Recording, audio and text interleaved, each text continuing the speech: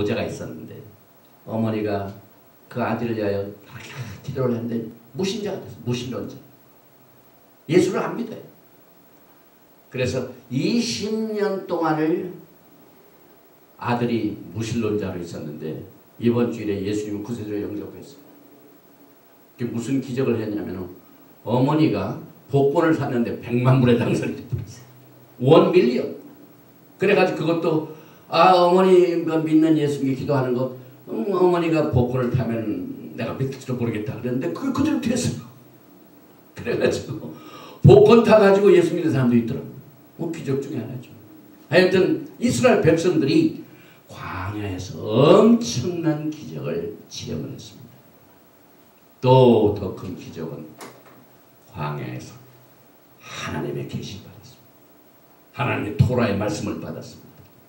그래서 하나님께서는 이스라엘 백성들에게 애굽에서 토라를 주시지 아니하시고 광야 시내산에서 토라를 주신 사실을 늘 기억을 해야 돼요. 여러분. 모세가 엄청난 하나님의 계시를 받은 것도 광야입니다.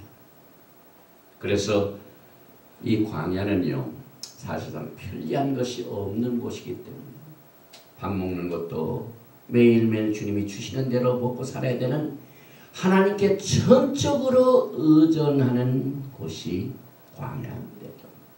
그래서 예수님을 만나는 문이 됩니다. 뿐만 아니라 이 광야에서도 위로를 받습니다.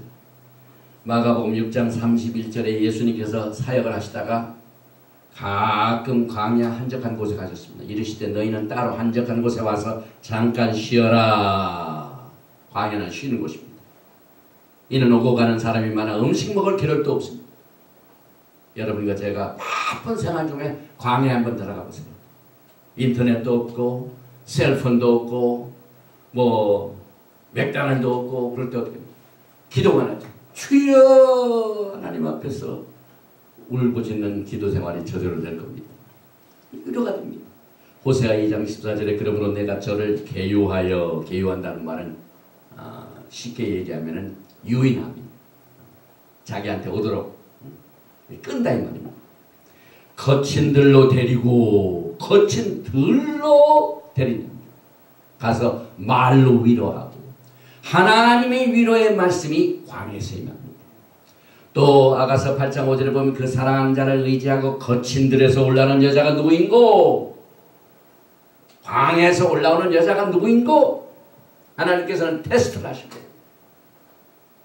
하나님의 자녀로서 자녀 중에서도 하나님의 특별한 신부로서 인정을 받는 것이 광야를 통과하여 올라오는 여자입니다. 너를 인하여 내 어미가 신고한 너를 낳은 자가 애써 크고 사가나 말해서 내가 너를 깨우노라. 또 광야는 하나님께서 만나신 곳입니다. 신명기 32장 10절에 여호와께서 그를 황무지에서 짐승에 부르짖는 광야에서 만나시고 호위하시며 지키신 곳입니다. 보호하시며 자기 눈동자같이 지키셨던 이스라엘 백성들의 긴 광야 생활을 통해 가지고 엄청난 하나님의 기적과 계시와 위로를 받았습니다. 그래서 저는 분명히 믿기를요. 지금 우리는 모두가 다 광야 대학 학생입니다. 우리 토라는 광야에서 가장 훌륭한 매뉴얼입니다. 우리가 광야에서 배울 수 있다는 것은 정말 꼭 배워야 되는 것은 생활과 같이 가는 신앙생활. 토라는 이것을 강조합니다. 내가 나를 사랑하느냐? 내 계명을 지키라. 사랑. 말로만 하지 말라. 광야에서는 정말 사느냐 죽느냐 이 매뉴얼을 책으로만 생각하는 게 아닙니다. 생각으로만 생각하는 게 아닙니다. 매일매일 우리가 이것을 실행을 해야만 되는 것입니다. 또 하나님께서는 이 광야를요 하나님 섬기는 곳이라고 했습니다. 애굽에서 이스라엘 백성들이 빠져나갈 적에 하나님께서 모세를 하여금 그 바로에게 뭐라고 얘기를 했냐면 굉장한 그 귀중한 뜻이 있죠. 출애굽기 5장 1절에 그 후에 모세와 아론이 가서 바로에게 이르되 이스라엘 하나님 여호와의 말씀에 내 백성을 보내라. 자유케 하라. 그럼 왜 바로가 이 백성들을 내가 왜 자유케 하느냐? 거기에 대한 답을 줍니다. 보니까 그들이 광야에서 내 앞에 절기를 지킬 것입니다. 여러분 광야 생활에서 반드시 절기를 지킵니다. 지금 교회가 절기를 지킵니까? 광야 생활에 지금 많은 나사가 빠진 훈련을 받고 있어요. 절기란 건 모르겠지만 예행연습입니다. 예행연습을 잘 하고 난 뒤에는 진짜가 임할 때, 영광의 날이 임할 때는 아주 세련됩니다. 그러나 연습도 아니하고 예행연습도 안 하고 몇천 년 동안 그냥 딴짓만 하다가 갑자기 그날이 임하면 어떻게 할까요? 그래서 제가 늘 이 강단에서 이 티칭에서 강조하기를 토라는 왕을 만나기 위한 프로토콜이다. 왕을 어떻게 접견할 것인가. 우리가 일상생활 하다가 특별한 매뉴얼이 필요합니다.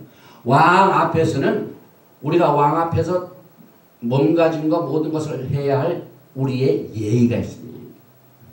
이게 토라입니다. 토라가 그것을 가르칩니다. 그래서 광야에서 절기를 통하여 예행연습을 위해서 이스라엘 백성들이 애굽에서 빠져나왔습니다. 애굽에서는 절기를 지킬 수가 없어요. 너무너무 많은 이방신들이 많았기 때문에. 또 출애굽기 7장 16절에 보니까 그에게 이르기를 히브리 사람의 하나님 여호와께서 나를 왕에게 보내 이르시되 내 백성을 보내라. 그들이 광야에서 나를 섬길 것입니다.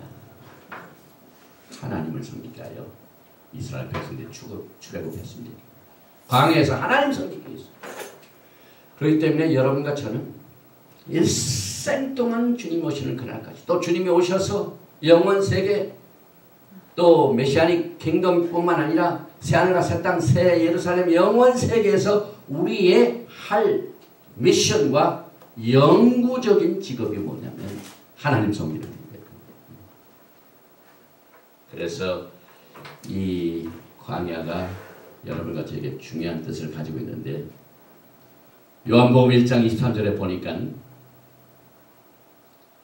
세례 요한이 예수님의 오심을 알리고 외치는 메신저로 왔는데 보니까 이미 다 정돈이 되고 조직이 되고 그 다음에 인정이 된 하이라키에서 다시 말하면 메인라인 디노미네이션에서 메시지가 가지 않고 어디서 나옵니까? 광야입니다. 요한복음 1장 33절 가로되 나는 선지자 이사야의 말과 같이 주의 길을 곧게 하라고 광야에서 외치는 자의 소리로다 하니라. 여러분 주의 길을 곧게 하라. 예수님께로 향한 아주 똑바로 가는 길을 외치는 메시지가 광야에서 나옵니다. 저는 이 토라의 오토리티를 통하여 오늘 여러분들에게 선언을 합니다. 예수님을 만나기 위한 가장 정확한 가이드라인 메시지 외침은 절대로 메인라인에서 안 나옵니다. 메인라인에서 했다 하면은 그 메인라인이 부서진대요. 그러니 큰 코퍼레이션을 하는 사람이 자기 망하는 짓을 누가 합니까? 자기는 것을 버려야 됩니다. 구조조정을 해야 됩니다. 그래서 하나님께서는 처음부터 여러분과 저를 광야에서 메시지를 외치라는 그 사명을 가지고 토라를 주셨어요. 이 토라는 메인라인 아니에요. 제가 메시지를 증거해봐도 그렇고 또 이 세상의 트렌드도 그렇고 교계의 풍습도 그렇고 그래서 예수님께서 이 땅에 계시는 동안 제일 부딪히고 주님께서 심한 말로 꾸짖은 그 그룹이 불신자만입니다. 하나님을 섬긴다는 율법사들, 서기관들, 바리새인들 이미 이스타블리시가 된 메인라인 그룹은 하나님의 정확한 고든 길을 외치지 않았습니다. 그러나 광야에서는 이 메시지가 증거됩니다. 그 다음에 이제 오늘 우리가 찬송을 부를 적에 십자가 군병 뭐 이런, 그 다음에 우리가 카도시를 부를 적에 아도나이 엘로힘 스바오 그걸 불렀죠. 이게 토라에서 나온 얘기입니다. 광야에서 오늘 계수를 하는 목적이 하나님께서는 이제 군대 장관이 되셨어요. 만군의 여호와 하나님이 되셨어요. 그래서 이 군대를 조직하려면 반드시 인원 파악이 있습니다. 왜냐하면 이제 성막도 지었죠. 토라를 받았죠. 그 토라가 규정한 언약궤 안에 있죠. 하나님의 규정한 곳이 있는데 사탄이 그것을 훔쳐가려고, 부서뜨리려고 공격. 그 다음에 이들이 이제 가나안까지 가려면 싸워야 돼요. 그래서 하나님께서는 바로 이제는 군대를 조직해야 되겠다. 그래서 12지파를 전부 계산하시고 20세 이상 된 남자부터 계산되게 다시 군대입니다. 군대. 그래서 만군의 여호와 하나님 아도나이 엘로힘 스바오, 이 만군의 여호와가 여기서 나옵니다. 민수기 1장 3절에 이스라엘 중 20세 이상으로 싸움에 나갈 만한 모든 자를 너와 아론 그 군대대로 계수하되, 군대 편성 때문에 이 계수가 됐죠. 그래서 이 토라에 나오는 하나님의 이름의 타이틀도 이 만군의 여호와도 여기서 나오기 때문에 시편과 선지서에도 굉장히 많이 있어봐 만군의 여호와 나옵니다. 우리가 기도할 적에도 만군의 여호와 하나님 그러죠. 사실 그것은 군대장관, 총사령관 하나님 그 말을 뜻하고 있습니다. 그래서 군장으로서 그의 백성들의 인원을 파악해서 군대를 조직하고 영적 전쟁을 위해서 하나님께서 민수기에서 계수를 한 내용이 나오는데, 그렇게 되면 사실 군대 장관 만군의 여호와 하나님이 예수하기 때문에 싸움이 누구에게 책임이 있습니까? The battle is the Lord. 다시 말하면 싸움의 모든 책임은 여호와께서 합니다. 이게 영적 책임 우리가 하는 게 아니에요. 우리는 순종만 하는 거예요. 싸움을 이기고 지는 것은 하나님이 하신다 이 말입니다. 시편 24편 7절에 보니까 문들아 너의 머리를 들지어다, 영원한 문들아 들릴지어다. 여기 문이라고 했죠. 문. 영광의 왕이 들어가시로다. 광야가 뭡니까? 아들을 만나게 한 문입니다.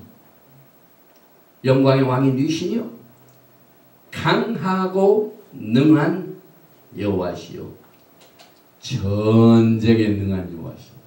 모든 영적인 전쟁은 전쟁에 능하신 하나님이 이것을 치르게 하십니다.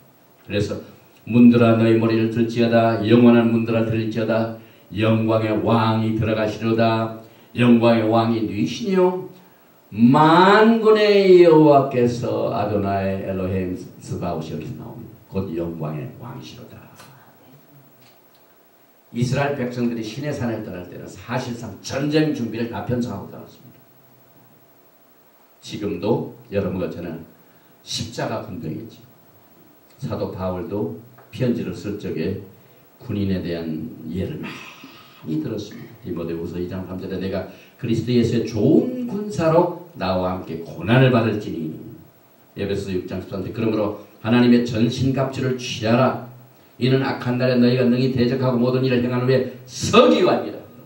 군인으로서 반드시 승리하게 하여 그래서 진리로 너희 허리띠를 띠고 의의 흉배를 붙이고 평안의 복음에 이해받는 것을 신을 신고 하는 무장을 여기서 가르칩니다. 또 디모데 전문 후진에게 부탁을 하죠. 2장 4절에 군사로 다니는 자는 자기 생활에 얽매이는 자가 하나도 없나니 이는 군사로 모집한 자를 기쁘게 하려 함이라. 여러분과 저를 군인으로 누가 부르셨습니까? 하나님이시죠. 그래서 우리 군인들은요, 군인들이 먹고 사는데 너무 열연하지 말라요. 우리를 모집한 자를 기쁘시게 하는데 전념을 다하라는 거예요. 군사로 다니는 자, 자기 생활에 얽매이는 자가 하나도 없나니 만군의 여호와입니다.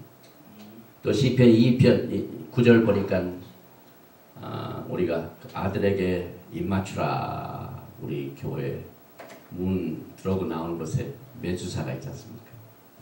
그 신명기 6장 말씀.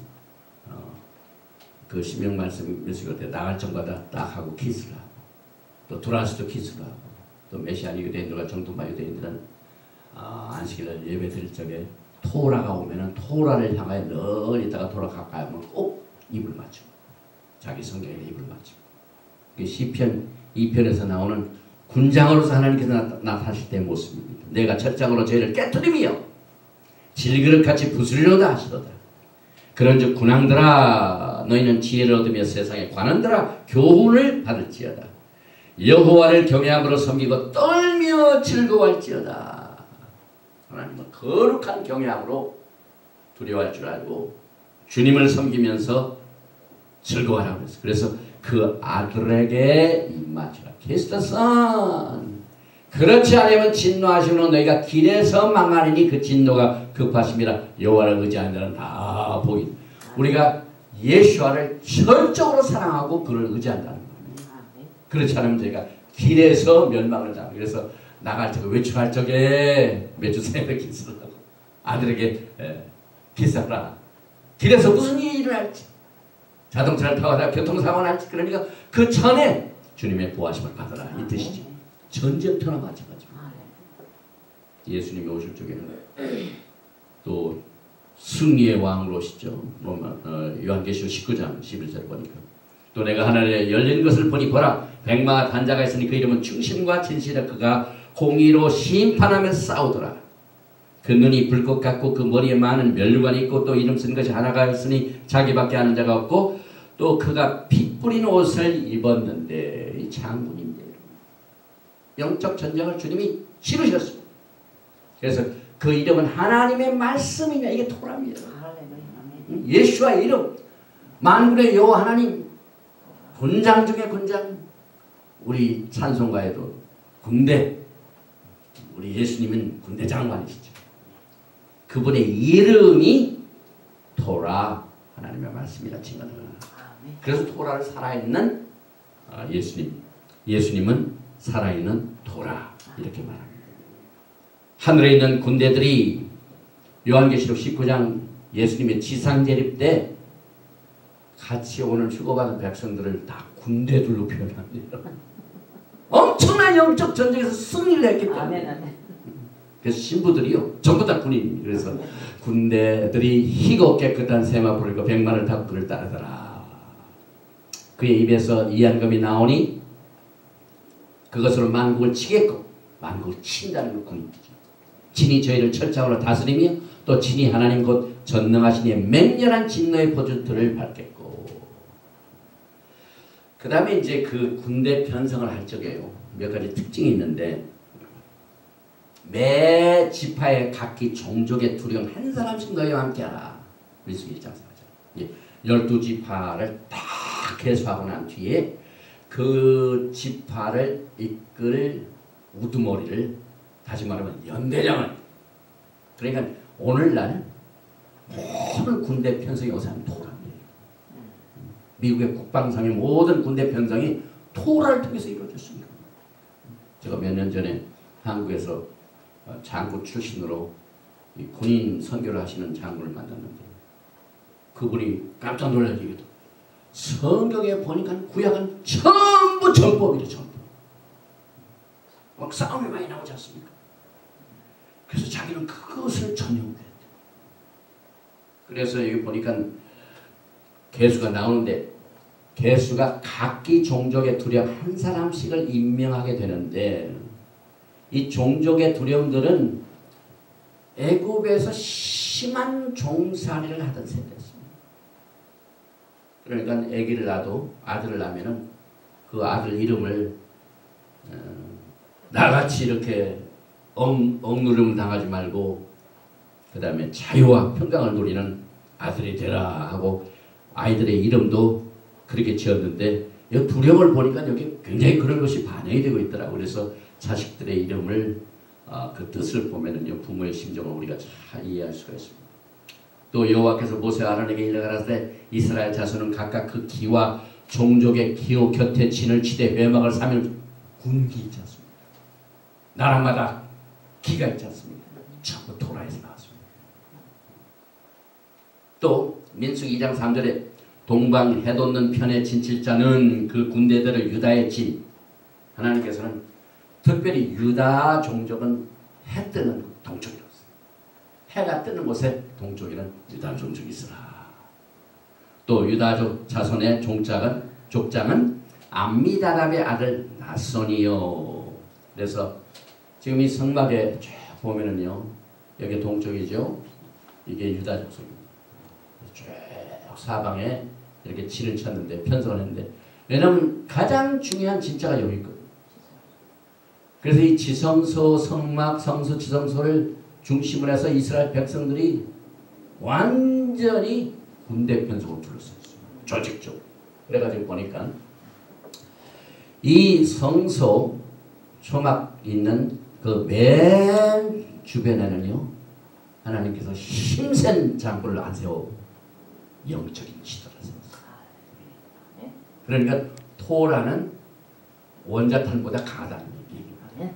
보니까 이 토라를 중심으로, 성막을 중심으로 아론의 자손들이어 있고, 그 다음에 레위의 세 자손, 무라리 족속, 게르산 족속, 고아 족속이 사방을 꽉 성막을 둘러쌌어요.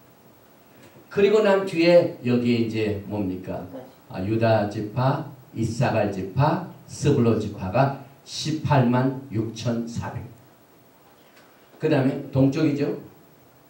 남쪽에 보면은, 남쪽에는 60만 총인데 15만 1,450명의 시므온, 루벤, 가. 그 다음에